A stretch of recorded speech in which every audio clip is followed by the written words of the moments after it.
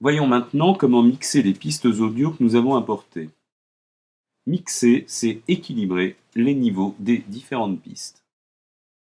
Pour cela, nous allons écouter seulement un moment particulier où l'on entend en même temps les trois pistes. Ce qui nous conduit à prendre une fonction essentielle, la mise en boucle.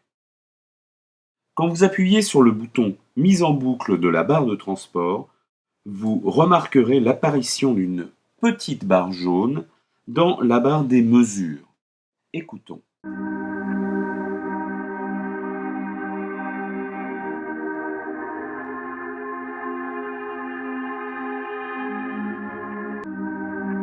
Vous voyez, la zone ainsi marquée pourrait être répétée indéfiniment. On peut déplacer cette zone. Il suffit pour cela de maintenir le clic gauche enfoncé, de déplacer la zone jusqu'à un endroit qui nous intéresse.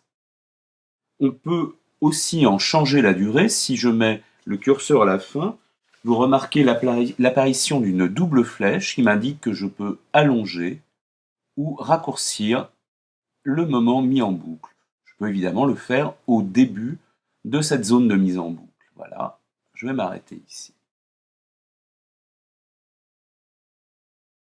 Je choisis le moment où l'on entend les trois instruments. Écoutons ce moment.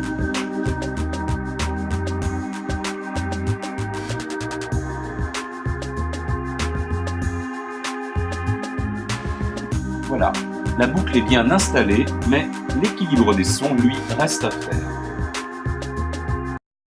Avant de vraiment commencer le mixage, il faut connaître deux boutons essentiels qui se trouvent dans la zone des en-têtes de piste, ici. D'abord le bouton Mute, qui est un petit haut-parleur bleu. Quand on mute une piste, on ne l'entend plus, vous voyez. Ici, la nappe est devenue grisée, et donc si je mets en route, on n'entend plus que les deux autres. Là, je vais muter, c'est-à-dire éteindre la basse. Voilà, on n'a plus que la batterie. Et là, bien sûr, on n'entend plus rien. Voilà, j'ai remis tout le nom. Il y a maintenant le bouton solo, qui est le bouton inverse du bouton mute. Quand je mets une piste en solo, par exemple ici la batterie, le casque jaune indique que l'on ne va entendre que la batterie. Là. Maintenant, je vais mettre en solo la basse. Bien, maintenant commençons le mixage. Nous n'allons d'abord écouter que la batterie, que je mets en solo. Regardez ici dans la zone du mixeur.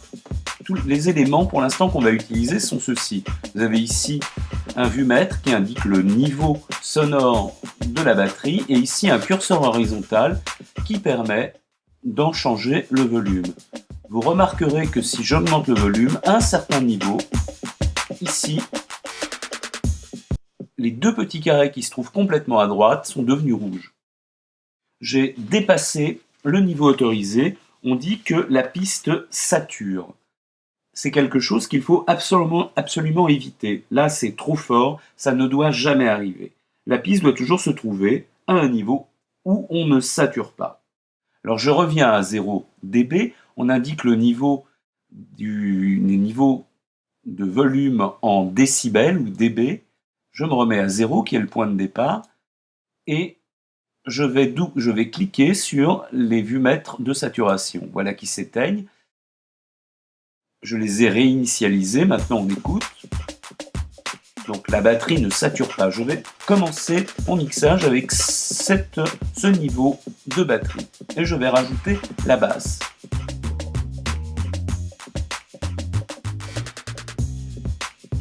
Mais la basse, ça ne me convient pas. Je veux entendre quelque chose de plus fort. Je trouve que la basse n'est pas assez présente, alors je vais en augmenter le niveau. Voilà, là c'est pas mal. Seulement, problème, bien sûr, maintenant c'est la basse qui sature. Donc là, quelle est la solution? Eh bien sûr, je vais devoir descendre les niveaux respectifs de la basse et de la batterie. Pour cela, je remarque que la basse est à 4,5 dB. C'est de cette quantité au moins que je vais descendre la batterie. Voilà, moins 4,8 dB. Et bien sûr, je vais mettre la basse à 0 dB. Voilà, j'enlève Je réinitialise les vumètres de saturation et on écoute.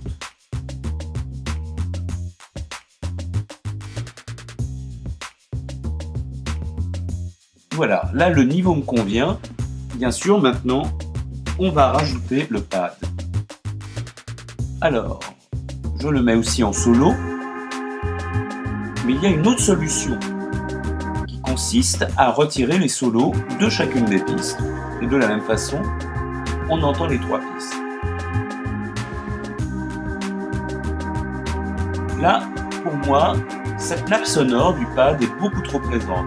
Je voudrais que ce soit simplement un plan plus lointain, totalement à l'arrière-plan sonore. Alors, je vais la descendre.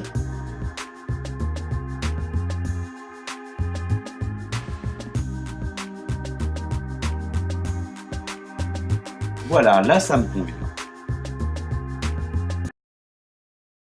Nous verrons dans un autre tutoriel comment faire évoluer les niveaux en créant des crescendo et des décrescendo.